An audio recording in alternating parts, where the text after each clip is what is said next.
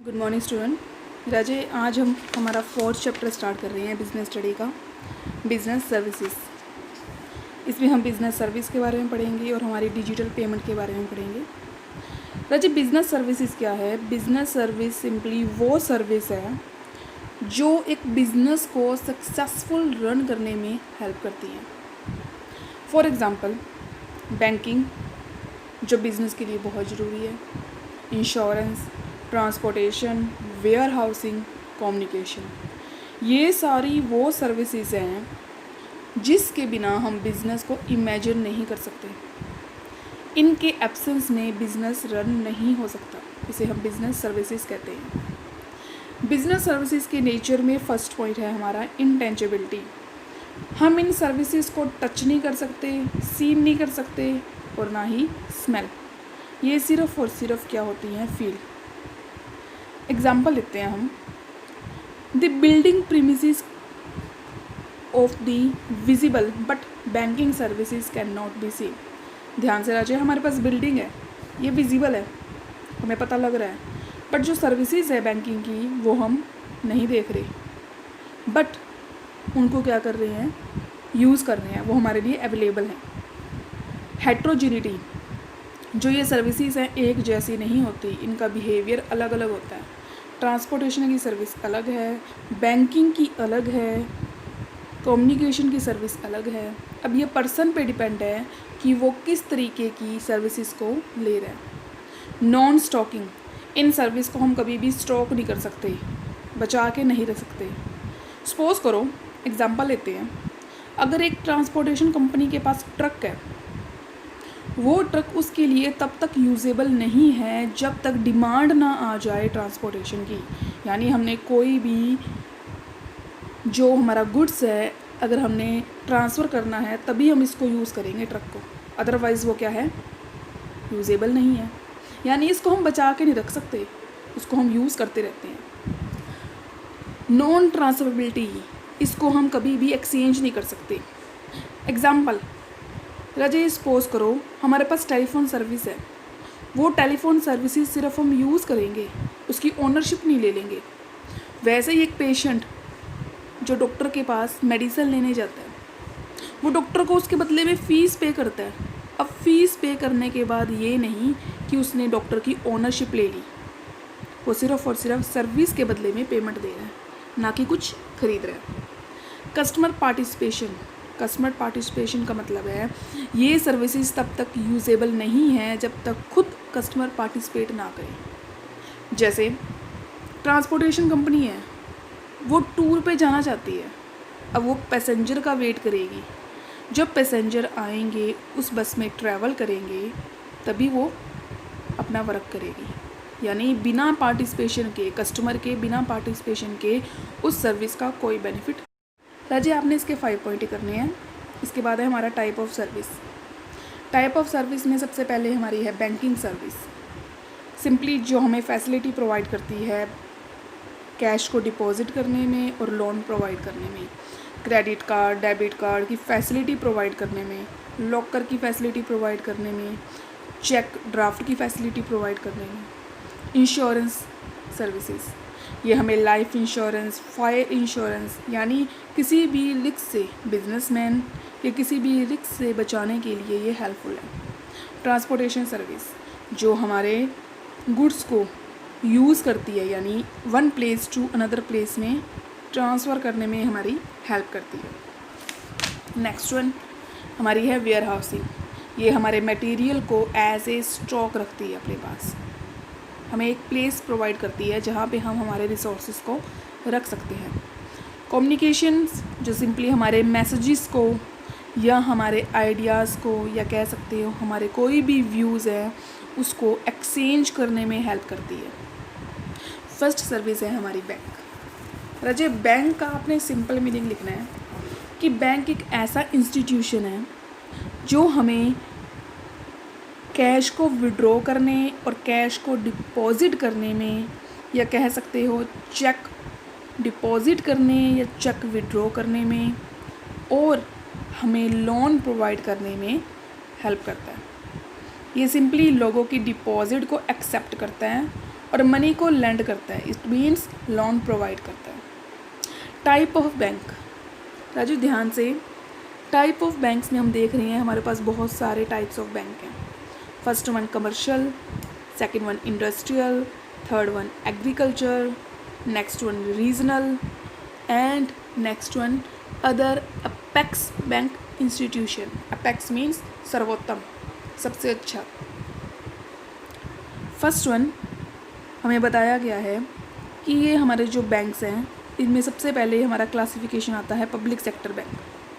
Public sector bank वो bank हैं जिसकी ओनरशिप गवर्नमेंट के हाथ है, यानी जिसमें गवर्नमेंट का 51% से ज़्यादा ओनरशिप है।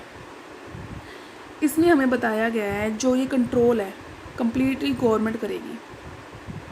1969 के अंडर हमारे 14 बैंक से इंडिया के जो नेशनल लेवल पे वर्क करते थे और 80 के अंदर 6। इसे हम पब्लिक सेक्टर बैंक कहते हैं। इनका मेन ऑब्जेक्टिव क्या होता है? लोगों को वेलफेयर करना, यानी सोशली वेलफेयर करना, लोगों की भलाई के लिए काम करना। राजी ये बताया गया है, ये हमारी कुछ लिस्ट है पब्लिक सेक्टर बैंक की। जितने नाम आपको याद हो आप एज ए एग्जाम्पल इसको लिख सकते हो। Next one private sector bank. Private sector bank वो बैंक है जिसका कंट्रोल प्राइवेट इंडिविजुअल्स के हाथ में है। हम नाम भी सुनते हैं ICICI bank, HDFC bank, axis bank, Kotak Mahindra, ये हमारे क्या हैं?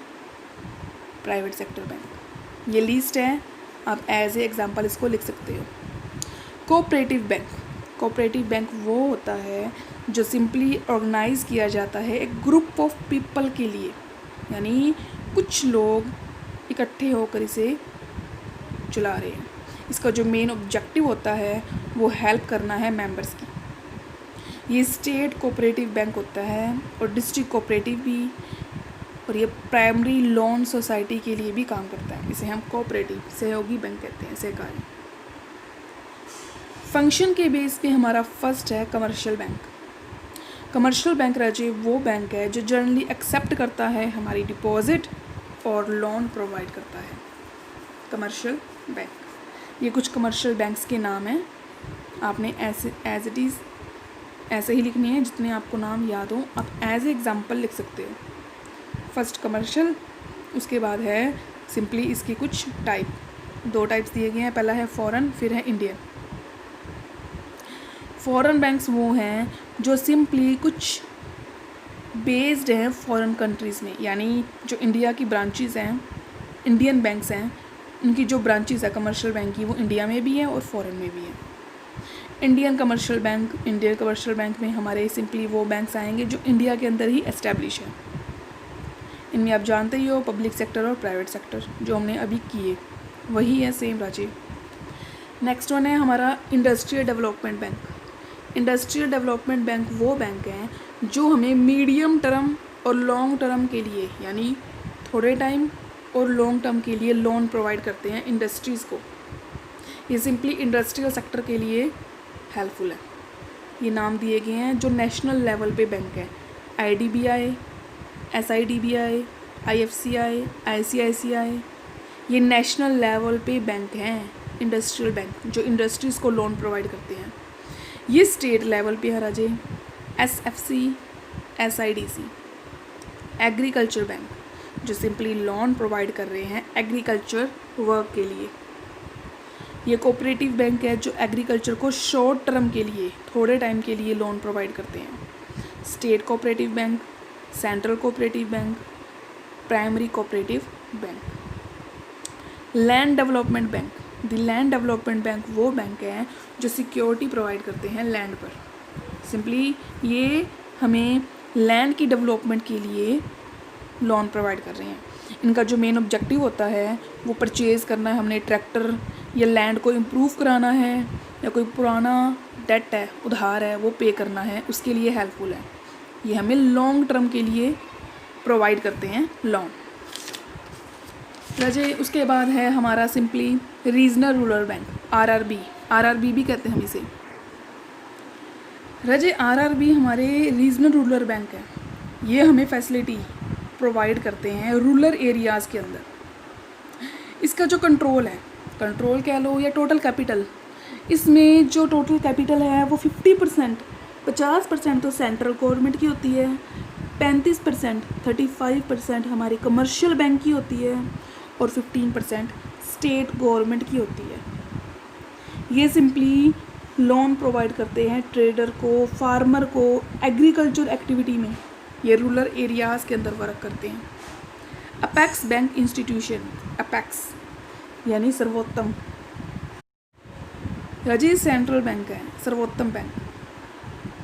इसका जो मेन ऑब्जेक्टिव होता है वो सिंपली कंट्री में मनी का सप्लाई करना है।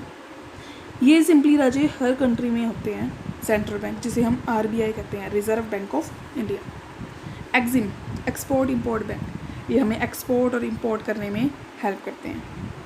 Next one national housing bank.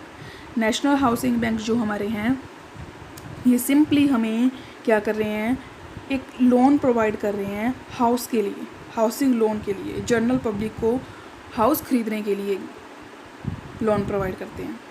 Industrial reconstruction bank of India, industrial reconstruction bank of India, इसका जो मेन ऑब्जेक्टिव है वो इंडस्ट्रीज़ में सुधार लाना है। कोई भी सिक इंडस्ट्रीज़ है, कमज़ोर इंडस्ट्री है, उसके लिए ये हेल्पफुल है। Next one NABARD, national bank for agriculture and rural development. Agriculture और रूरल दोनों एरियाज़ में ये वर्क करते हैं। राजे आप लोगों ने सभी इसके मीनिंग करने हैं। राजे आज के लिए इतना ही। इसके बाद हम नेक्स्ट वीडियो में फंक्शन ऑफ कमर्शियल बैंक करेंगे।